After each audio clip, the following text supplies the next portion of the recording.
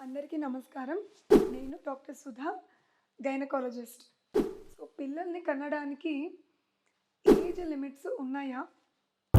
ఉన్నాయండి. గవర్నమెంట్ ఇచ్చిన రూల్స్ ప్రకారం అయితే లేడీస్‌కి 50 ఇయర్స్ వరకే అర్హత ఉంది. జెంట్స్‌కైతే 55 ఇయర్స్ వరకు అర్హత ఉంది. అయితే ఇప్పుడు ఇన్ఫర్టిలిటీ వింగ్‌లో మనం పేషెంట్స్ రావడం ఒకప్పుడు 30, 35 వాళ్ళు వచ్చేవాళ్ళు. ఇప్పుడు 40+ ఉన్న లేడీస్, జెంట్స్‌ని కూడా చూస్తున్నాం.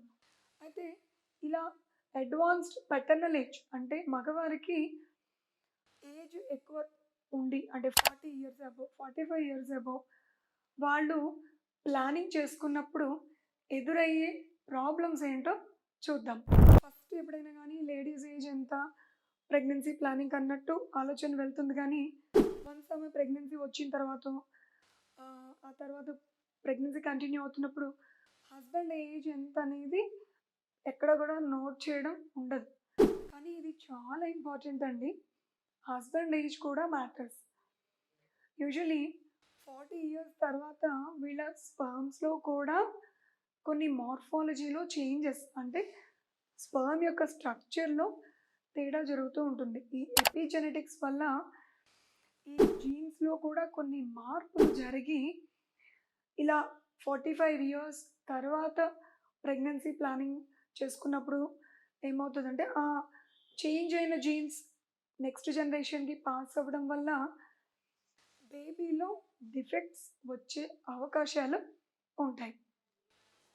అండ్ ఆల్సో ఈ లేడీ ఎవరైతే కన్సీవ్ అవుతున్నారో ఆవిడకి కూడా ప్రీ ఎక్లాంప్సియా అంటే ప్రెగ్నెన్సీ టైంలో ఈమెకి బీపీ పెరిగే ఛాన్సెస్ కూడా ఎక్కువ ఉంటాయి.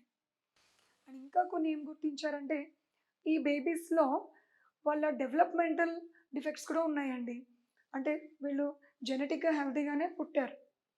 కానీ వాళ్ళు ఎదుగుతున్నప్పుడు వాళ్ళ బిహేవియర్‌లో తేడాలు రావడము, కొంతమంది ఆటిజం తోటి కూడా ప్రాబ్లమ్స్ ఫేస్ చేయడము, ఇటువంటి ఇష్యూస్ కూడా ఈ మధ్య జరిగిన స్టడీస్‌లో గుర్తించారు. సో, జెంట్స్ కూడా బిలో 40 ఇయర్స్ కన్సీవ్ అయితేనే బెటర్. సో, ప్రెగ్నెన్సీ ప్లానింగ్ టైంలో ఉన్నప్పుడు ఈ ఫాదర్ ఏజ్ కూడా చాలా ఇంపార్టెంట్ అండి. అయితే మదర్ ఏజ్ ఎక్కువ ఉండడం వల్ల ఎలాంటి ప్రాబ్లమ్స్ ఎదురవుతాయో కూడా చూద్దాము. సో, యూజువల్లీ 35 అబోవ్ ఉంటే అడ్వాన్స్డ్ మెటర్నల్ ఏజ్ అంటాం. అదే 45 అబోవ్ ఉంటే వెరీ అడ్వాన్స్డ్ మెటర్నల్ ఏజ్.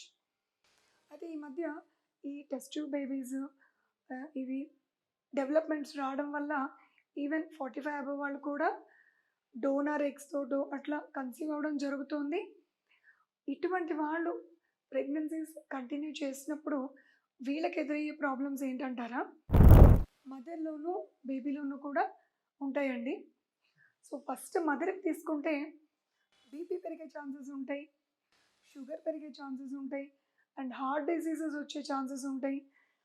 అదే బేబీలో అయితే జెనెటిక్ ప్రాబ్లమ్స్ రావచ్చు ఆర్ గ్రోత్ డిఫెక్ట్స్ ఉండొచ్చు, గ్రోత్ బాగా తక్కువగా ఉండొచ్చు, ఉమ్మనీరు తక్కువగా ఉండొచ్చు, ప్రీమెచ్యూర్ డెలివరీస్ ఆర్ అబార్షన్స్ ఇవన్నీ జరిగే అవకాశాలైతే ఉంటాయి. అండ్ ఇంకా సోషల్ బర్డెన్ దగ్గరకొస్తే సపోజ్ ఇలాగ నేను అన్నట్టుగా 40, 45 ఇయర్స్ ఏజ్‌లో ఉన్న కపుల్స్ ఈ లేటెస్ట్ టెక్నాలజీస్ ద్వారా కన్సీవ్ అవుతారు.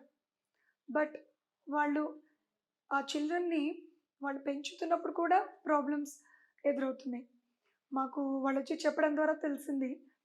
ఎలా అంటే సపోజ్ ఈ పిల్లలు ఒక 10 ఏళ్ళు వచ్చేసరికి వీళ్ళు 50s దాటేస్తారు. సో, వాళ్ళు ఆ జనరేషన్ గ్యాప్ అనేది మ్యాచ్ చేయడం కూడా కష్టం. అంటే పిల్లలు వెరీ యాక్టివ్ స్టేజ్‌లో ఉంటారు. వీళ్ళేమో కొంచెం ఎనర్జీ తగ్గుతున్న స్టేజ్‌లో ఉంటారు.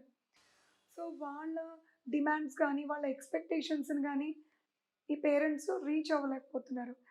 అండ్ తర్వాత వాళ్ళ స్టడీస్, వాళ్ళ మ్యారేజెస్ టైంకి కూడా వీళ్ళింక ఓల్డ్ ఏజ్‌లోకి వెళ్ళిపోవడం వల్ల ఆ మంచి హ్యాపీయెస్ట్ మూమెంట్స్ అవన్నీ కూడా వీళ్ళంతా చెరిష్ చేయలేకపోతున్నారు.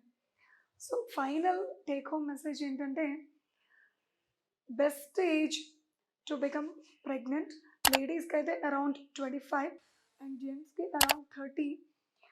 ఎప్పుడైతే ఈ లేడీస్ అబౌవ్ 35-40 రీచ్ అవుతారో ఆర్ జెంట్స్ 40-45 అబౌవ్ అవుతారో ప్రెగ్నెన్సీ రావడము కష్టము, ఆ వచ్చింది మెయింటైన్ చేయడము కష్టము, because abortions can happen. And pregnancy continue అవుతున్న కాంప్లికేషన్స్ ఎదురవుతాయి. ఒకవేళ డెలివరీ అయినా జెనెటిక్ ఇష్యూస్ రావచ్చు, ఆర్ జెనెటిక్ ఇష్యూస్ ఏం లేకపోయినా డెవలప్మెంటల్ బిహేవియరల్ ఇష్యూస్ కూడా ఎదురవచ్చు. Thank you.